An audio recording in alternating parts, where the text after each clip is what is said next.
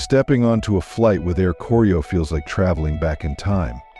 Everything from the aircraft to the onboard experience brings a taste of the past, in ways that almost seem surreal. This is not just any flight, it's North Korea's national airline, and it's known as the world's most unusual carrier. But what's the truth behind the reputation? Is Air Koryo as bad as it's made out to be? While the rest of the world embraces modern jets with sleek designs and cutting-edge technology, Air Koryo remains an outlier, maintaining a fleet of vintage Soviet-era planes that no other airline still uses, not even in Russia. What unexpected details and strange experiences await passengers aboard this unique airline? Stay tuned as we uncover what makes Air Koryo a true relic of aviation history. Air Koryo, North Korea's national airline, often holds the title of the world's only one-star airline. Yet, for travelers curious about the world, this country is a rare window into North Korea's unique blend of nostalgia and independence. Founded in the year 1955, Air Koryo originally connected North Korea with cities across Eastern Europe, Asia, and the former Soviet Union, symbolizing alliances during the Cold War. Over time, as international tightened, its network shrank drastically, leaving just a few flights to Beijing, Shenyang, and Vladivostok. These limited routes reflect North Korea's strict boundaries with the outside world. Aviation enthusiasts see Air Koryo as a living relic. Its fleet includes some of the last operational Soviet-era planes, like the Ilyushin Illinois 62 and Tupolev Tu-204. Flying on these meticulously maintained aircraft is a rare experience, offering a nostalgic glimpse into aviation history.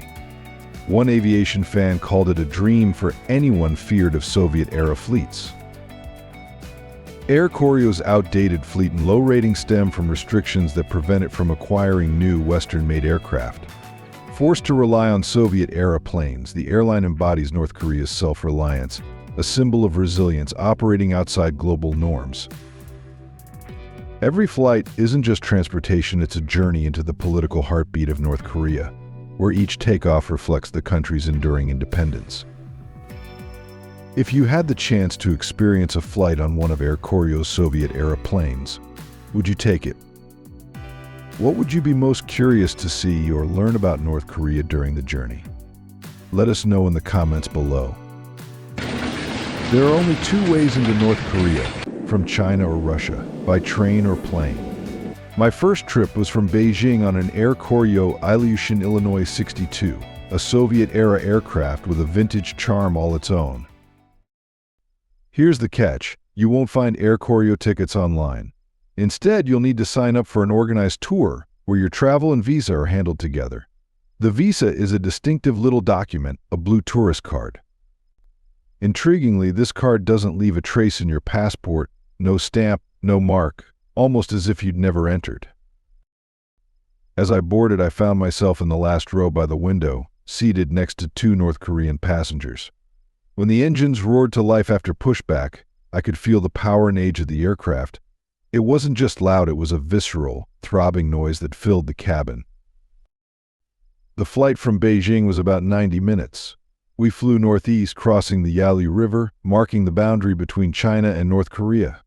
Right then, an announcement came over the intercom: we are now in North Korea. It was a moment of transition, almost like stepping into a different world. Before we dive into the in-flight experience, I have a special 10-second request for all of you listening. If you can help me in any way, just press the notification bell and hit that subscribe button. It means the world. It really supports this channel, and if you do that for me, I promise my team and I will do everything we can to make this show even better for you. Deal? On this 1.5-hour flight, passengers are treated to a complimentary meal and drinks, a nod to airline service of decades past. The crew, dressed in classic red uniforms, moved efficiently up and down the aisle, serving with polite but cautious professionalism, showing a clear discomfort with passengers snapping photos. During landing, I encountered one of the loudest engine sounds I've ever heard. Unlike modern airports, Pyongyang lacks an instrument landing system, so all arrivals require visual approaches. After we touched down, I was allowed a rare look inside the cockpit of our Ilyushin Il-62. This Soviet-era aircraft requires a 5-member crew, 2 pilots, an engineer, a radio operator, and a navigator. The cockpit, complete with its massive green carpet, was like stepping into another era. Once off the plane, we were directed to the old Pyongyang terminal, a dim building where the lights flick on only as passengers enter. In the year 2008, the largest plane ever to land here was a Boeing 747-400 from Aviation Airlines, carrying the New York Philharmonic for a historic concert in North Korea. On my second trip in the year 2014, also from Beijing, I was on board a Tupolev Tu-204, a modern Russian jet. The Aviation Illinois 62 has since been restricted from flying to China due to noise restrictions. This time I noticed the flight attendants in new, darker uniforms. Service had changed slightly, with business class receiving a sandwich and a beer, while economy class got a burger wrapped in paper, with a somewhat mysterious slice of meat inside. Despite a strict no-photo rule, nearly every passenger was covertly capturing this unusual experience. For those intrigued by the world's most isolated places, an Air Koryo flight offers a rare glimpse into a nation few get to see, and an airline like no other. Flying on Air Koryo offers an experience unlike any other. Instead of the usual Hollywood blockbusters or international news channels, you're enveloped in North Korea's distinct worldview. The in-flight entertainment consists solely of patriotic North Korean songs and carefully selected programs approved by the government. Imagine watching documentaries that highlight national achievements or news segments that portray the world from the state's lens. Doesn't that sound like an unusual take on in-flight entertainment? The cabin screens flicker with images of North Korean landscapes, bustling factories, and military displays, scenes that aim to shape your perception even before you touch down. For foreign travelers, this mid-air immersion in North Korean ideology is almost surreal, creating a unique sense of distance. How often do you find yourself surrounded by intense patriotism while cruising at 30,000 feet? This atmosphere has an eerie calmness, with passengers quietly absorbing a vision of North Korea that's both distant and strangely intimate. It's a silent journey into the country's ideology, one few outsiders experience firsthand. And just when you think you've grasped the oddity of it all, the flight attendants begin their meal service. Known for its peculiar offerings, the Air Koryo meal adds yet another, unforgettable twist to an already surreal journey. So what is it like to dine on North Korea's national airline? And could any other airline in the world offer an experience this bizarre? One of the most curious aspects of flying with Air Koryo is a unique culinary feature that's hard to overlook, the Air Koryo burger. Midway through the flight, passengers receive this unusual snack, wrapped simply in a plain paper sleeve. As you unwrap it, you're met with a modest bun and a patty whose origins remain a mystery. Is it beef, pork, or perhaps something else entirely shaped by North Korea's limited access to international food supplies? The debate continues, with some travelers guessing a mix of meats and others speculating about chicken or something even more unusual. With no extras like lettuce, cheese, or even a simple sauce, this burger is all about minimalism, a single patty on a basic bun, embodying the practicality that seems to define Air Koryo service.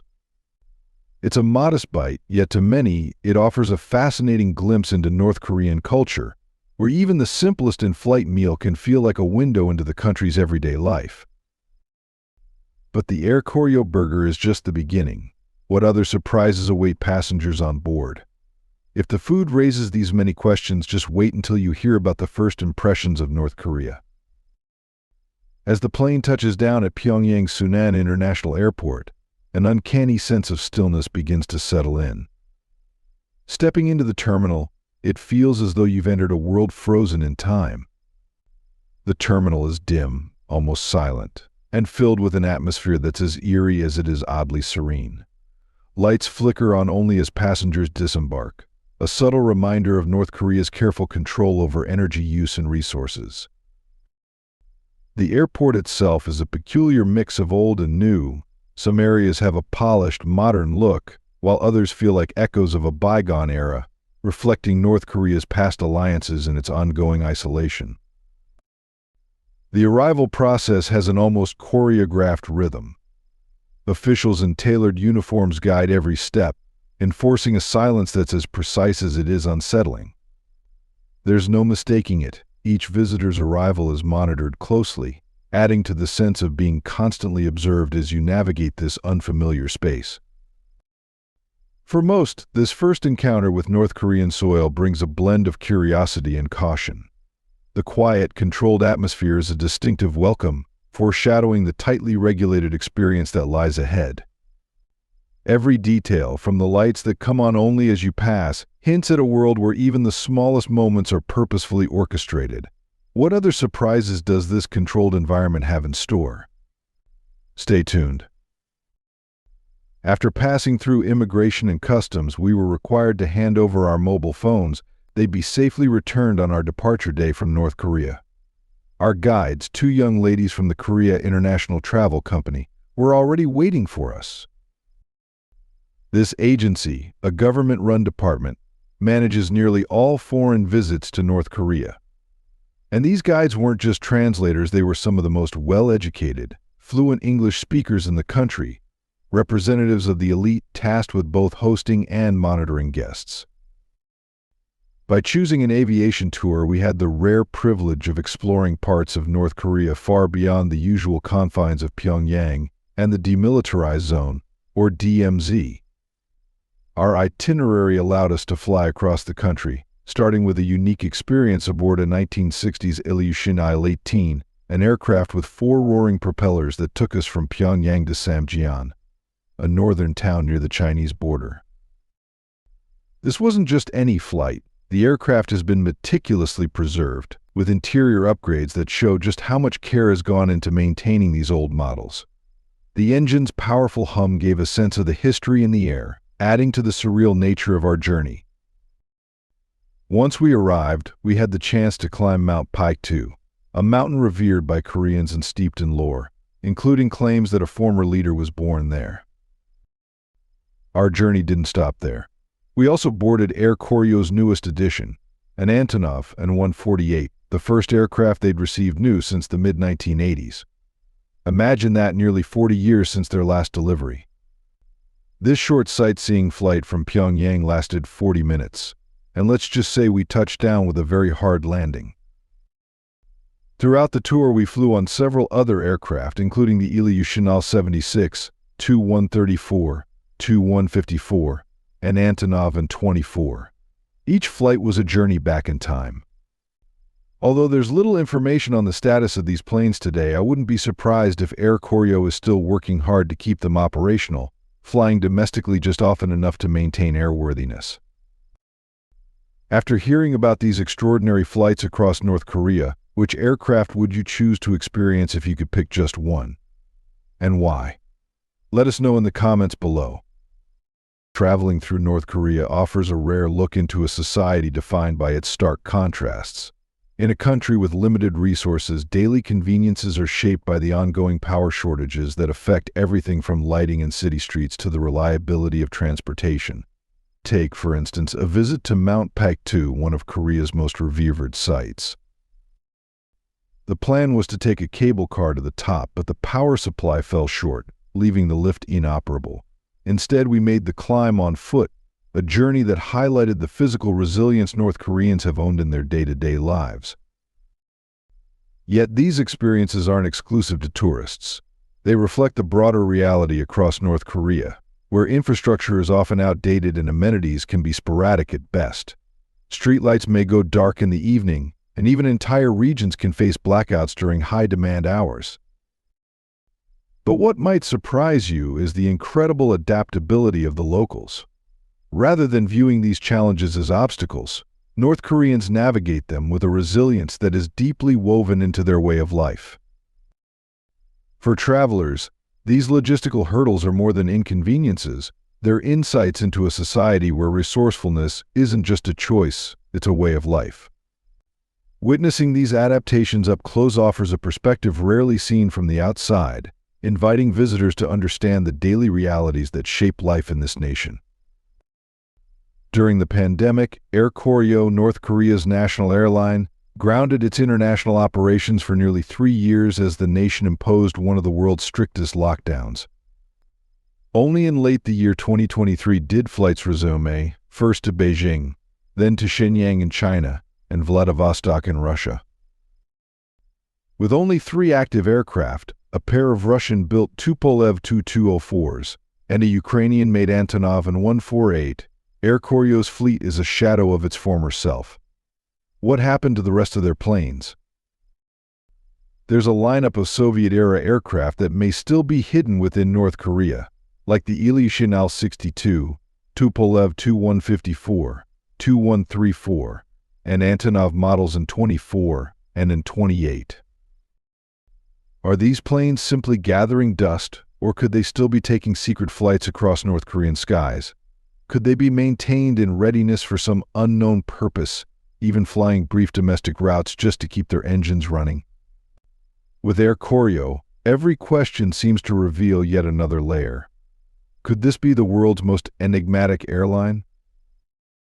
So can you freely roam around North Korea as a tourist, taking in the sights at your own pace? Well, the short answer is no. In North Korea, foreign visitors must always be accompanied by not just 1, but 2 government-appointed tour guides. This isn't just for guidance, they're there to observe and report. But surprisingly, these guides aren't intimidating figures. They're bright and talented, and many of them are surprisingly skilled at singing and playing instruments, especially when the karaoke mic comes out. Now, what about the tour itself?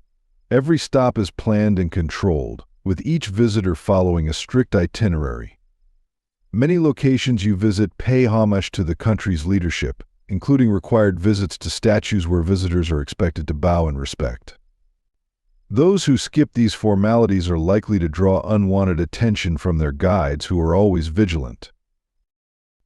And where do we actually get to interact with the North Korean people? Oddly enough, it's on the Pyongyang metro. This deep, grand subway system has a unique story, operating with decommissioned East German metro cars from about 3 decades ago. It's a rare opportunity to glimpse daily life in Pyongyang up close, though it's all still carefully managed. Then there's the food. In North Korea, dining options are somewhat modest. Meals tend to be straightforward, especially outside the major cities. For those exploring the countryside, it's wise to be mindful of local ingredients, as some travelers have reported sensitivities, particularly with seafood. A few have experienced digestive issues after enjoying the local dishes. Where do foreign visitors stay? Our group lodged in Pyongyang's Koryo Hotel, one of the few options available. This hotel, ranked as a local 4-star, is housed in an imposing twin-tower structure. With so few hotels licensed to host foreigners, options are limited, but the Koryo Hotel offers a unique, albeit controlled, glimpse into North Korean hospitality. And while the Pyongyang metro offers a rare chance to see everyday North Koreans, the layers of control don't end there. What else is carefully curated for foreign eyes? Stay tuned. The year was 2016, and North Korea hosted its first ever international air show, the Wonsan Air Festival, a rare event that opened a unique window into the isolated nation. This wasn't just any air show, it was a striking mix of aviation displays, military maneuvers, and a glimpse of North Korean culture as few have ever seen. The air buzzed with the sound of roaring jet engines, the beat of distant music, flags snapping in the wind, and the scent of grilled meat, an atmosphere of raw excitement, unfiltered. One unforgettable part of the show featured Air Koryo's own Ilyushin Il-18, followed by a rare display from the Korean People's Army Air Force's MiG-29. With each pass, North Korea's pride in its aviation prowess was on full display. One aircraft roared through the sky as another sat on standby, ready for takeoff, and yet another revved up engines nearby. But how did the organizers pull off such a seamless, high-energy performance for their debut? According to them, they studied footage from famous international events like the Royal International Air Tattoo in Farnborough. It was clear they were determined to impress, and they did. The crowd, around 20,000 strong, reacted with infectious enthusiasm. Whether it was helicopters zooming by or the deep, bass-heavy beat of celebratory music. Each moment felt electric. Yet we had to remind ourselves that this wasn't any air show. This was North Korea. And when two female pilots soared overhead in a MiG-21, the crowd erupted, marking a milestone moment. Shortly after, the Aviation Illinois 62 performed a low pass, followed by the heavy-duty Aviation Il-76, Mi-17, and Mi-24 helicopters. The smell of jet fuel filled the air, a sensory reminder of the unfiltered thrill of raw aviation. Beyond the show itself, it was a rare chance to experience North Korean life up close. For the first time, foreigners mingled freely among North Korean citizens, wandering through pavilions selling an array of souvenirs, clothing, and toys. This glimpse of local commerce was surprising, revealing a side of North Korea that's almost never seen by outsiders. Air Koryo isn't just North Korea's national airline, it's a vivid symbol of the country's self-reliance and unyielding spirit in a world where it often stands alone. Operating with limited resources and vintage Soviet-era aircraft, this airline represents North Korea's unique approach to aviation and the philosophy of Jushi, a steadfast commitment to self-sufficiency. While it's commonly labeled the world's worst airline by international standards, have you ever wondered why Air Koryo remains a point of national pride for North Koreans? Despite challenges, Air Koryo embodies the country's determination to maintain its own path, both economically and ideologically, even if it means defying the norms of global aviation. Each flight is more than a journey, it's a statement of North Korea's resolve to resist external pressures and preserve its independence. From its rare in-flight entertainment to the carefully maintained, decades-old aircraft, Air Koryo showcases the North Korean spirit of doing things their way, regardless of the world's judgment. In the end, Air Koryo is far more than just an airline. It's an experience that offers insight into a nation's resilience and commitment to its own vision. So, what's it like to fly on a carrier that values sovereignty over luxury? And how does Air Koryo fit into North Korea's bigger picture of self-reliance and national pride? If you enjoyed today's video, please give it a like and don't forget to subscribe to the channel. Your support means a lot to us. Click on the video that appears on your screen right now. I'm sure you'll love this content. Comment below about the next country you'd like to see featured on our channel. Thank you so much for watching, and we'll see you in the next video. Thanks for being with us. Leave a comment, like to show your support, and remember to hit that subscribe button for more exciting videos. See you next time.